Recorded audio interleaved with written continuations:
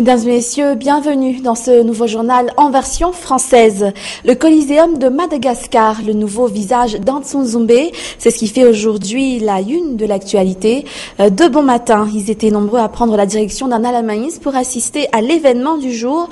Plusieurs ont même fait le trajet à pied. Les taxis B desservant Antsounzoumbé ont tous été bondés. Regardez. On peut dire que la majorité de la population tananarivienne s'est levée du bon pied ce jour pour pouvoir assister à l'inauguration du Coliseum de Madagascar. Plusieurs sont partis très tôt pour arriver à Antsounzoumbé avant que les embouteillages ne se forment vers l'axe menant à un Alamaïs. Les taxis B ont été bondés de bonne heure. Dans celui-ci, par exemple, nous avons constaté que les passagers venaient des 4 coins de l'île. Je suis parti de Tungarive, Tanzumbatu.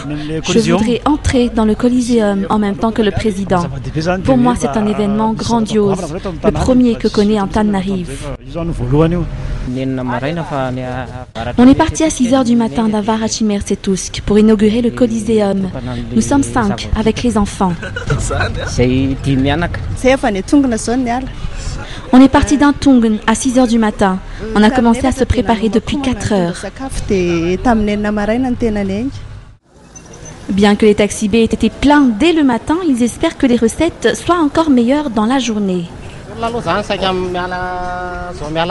Tout le monde descend ici à Antsounzoumbé. Les taxis B n'arrivent pas à remplir pour le retour. Les passagers seront sûrement plus nombreux en début d'après-midi. Par ailleurs, ils sont également nombreux à avoir choisi de se rendre au Coliseum à pied. Ils ont quitté de bonne heure leur commune rurale située aux alentours d'Antananarive. On vient de Manasar, à l'est d'Ilafi. On est venu à pied, à 6.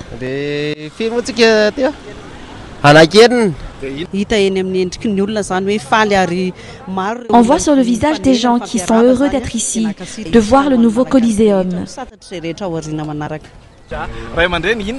En plusieurs années, on n'a pas connu un événement d'une telle envergure. Les personnes qui se sont rendues sur les lieux de l'événement connaissent dans les moindres détails le programme des festivités de ce jour. Outre la célébration du 2e anniversaire de la 4e République de Madagascar, le plus attendu est l'entrée, en même temps que le président de la transition, dans le Coliseum de Madagascar. Ainsi, c'est ce matin qu'a été réalisée l'inauguration officielle du Coliseum de Madagascar à Antsounzoumbé. Une inauguration singulière. Les spectateurs venus célébrer l'événement ont fait leur entrée dans le stade en même temps que le président de la transition, assisté par le PDS d'Antananarive. C'est un défi de relever ce jour, acclamé le président Andradzuil.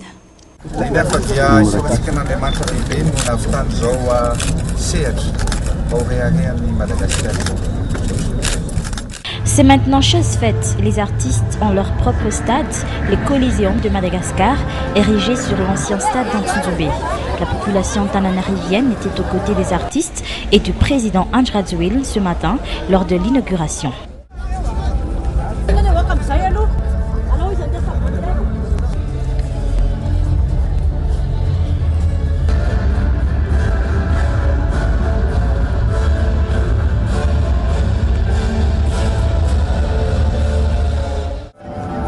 Les Tananariviens qui n'attendaient que l'ouverture des portails pour enfin découvrir cette nouvelle infrastructure dédiée spécialement au monde culturel. C'est merveilleux, il y a de l'ambiance. Nous remercions le président de la transition pour ce nouveau stade. Le stade est bien construit. Avant, il y avait trop de poussière. Personne n'a jamais pensé à construire ce stade, sauf le président de la transition. La construction de ce stade est un signe que le monde culturel est en évolution. Nous remercions le président pour cela. Il faudra que cela continue, surtout pour les jeunes. Avant, c'était horrible ici. Il y avait trop de poussière, mais maintenant, Antsounzoumbé est devenu un vrai stade. Pour le président Andradzuil, un défi vient d'être relevé.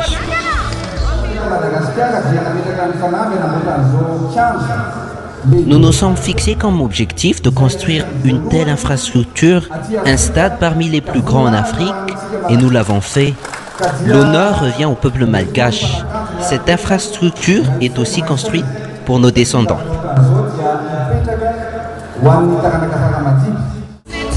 sont venus en famille ou entre amis à Ntsonzombe. Certains viennent même de très loin pour assister à cet événement sans précédent pour la capitale et une nation tout entière. Dans la joie et la bonne humeur, c'est ainsi que les personnes venues nombreuses à Ntsonzombe ont vécu l'ouverture officielle ce matin de la cérémonie d'inauguration du Coliseum de Madagascar. Je vous propose de plonger quelques minutes dans cette même ambiance qui a fait vibrer les spectateurs d'Ntsonzombe à travers ces images de Anna Muriel et Tonza Ranjiansu.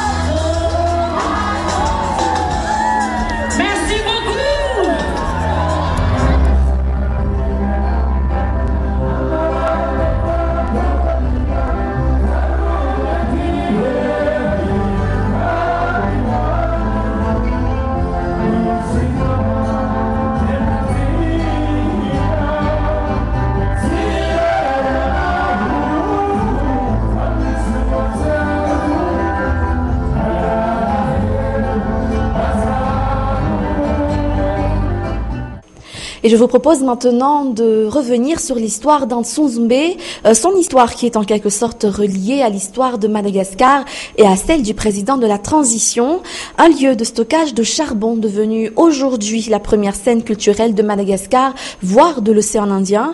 Ntsonzombe et son histoire, c'est un reportage signé Mamboka Fetchanien et Nathalie Ramanambe. Sur ces images, l'ancien stade d'Ntsonzombe. Dans l'histoire, c'était un lieu de stationnement pour les charrettes à charbon, puis c'est devenu le stationnement des bus de la coopérative Fibata. En 1989, le stade a accueilli un événement majeur, celui du passage du pape Jean-Paul II à Madagascar. Peu de temps après, ce lieu fut transformé en stade culturel.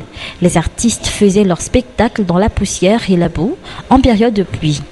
Ce n'est qu'en 2007, lors de sa campagne électorale au municipal, que le président Andry Rajoelina avait promis de transformer cet endroit. 4 ans après, en 2010, place aux choses sérieuses. Le président de la transition a même discuté de ce projet avec la grande famille des artistes. Une descente sur terrain a permis de visualiser l'étendue du projet de construction d'un stade culturel. Le 2 septembre 2010, ce fut la pose de la première pierre. 2 ans après, le Coliseum d'Ntsonzombe prend forme, construit sur une superficie de 74 000 m² et pouvant accueillir plus de 35 000 personnes. Autre innovation, les artistes ont désormais leur loge personnelle durant les concerts, la coulisse qui s'étend sur une superficie de plus de 1000 m² et qui se trouve juste derrière la scène. Le président Andry Rajoelina poussant la chansonnette sur la scène du Coliseum. En effet, le président de la transition, Andry Rajoelina, est revenu à Ntsonzombe dans l'après-midi pour s'entretenir, mais également pour chanter avec la population d'Antananarivo venue célébrer cette inauguration de la plus grande scène culturelle de Madagascar. Nous sommes faits pour construire et édifier pour les générations futures. Ce sont là les mots qui ont marqué l'allocution du président ce jour. Armi Sarakoutbe et Nzaranjiansu.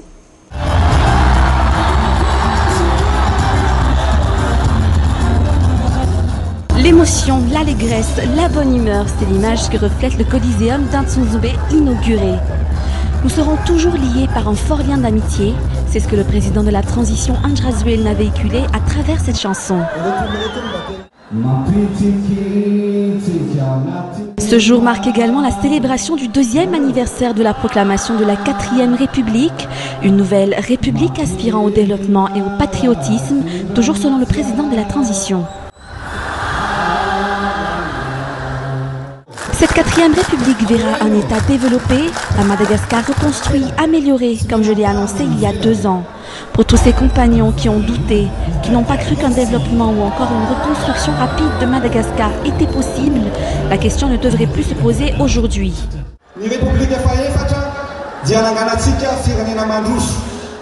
A également marqué l'allocution du président le concept de construction. Madagascar est un grand stade qui peut être reconstruit, mais seulement dans la solidarité, toujours selon le président Andry Rajoelina. Si l'on veut que notre pays se développe, il lui faut des dirigeants patriotiques. Et c'est à vous, peuple malgache, de voir qui est celui qui possède ces qualités de patriote. En tout cas, on peut dire que le cœur de la population d'Antananarive rassemblée au Coliseum a battu ce même jour au même rythme que celui du président Ange Razouine, un moment qui n'a pas manqué d'émotion, car l'objectif est aujourd'hui atteint.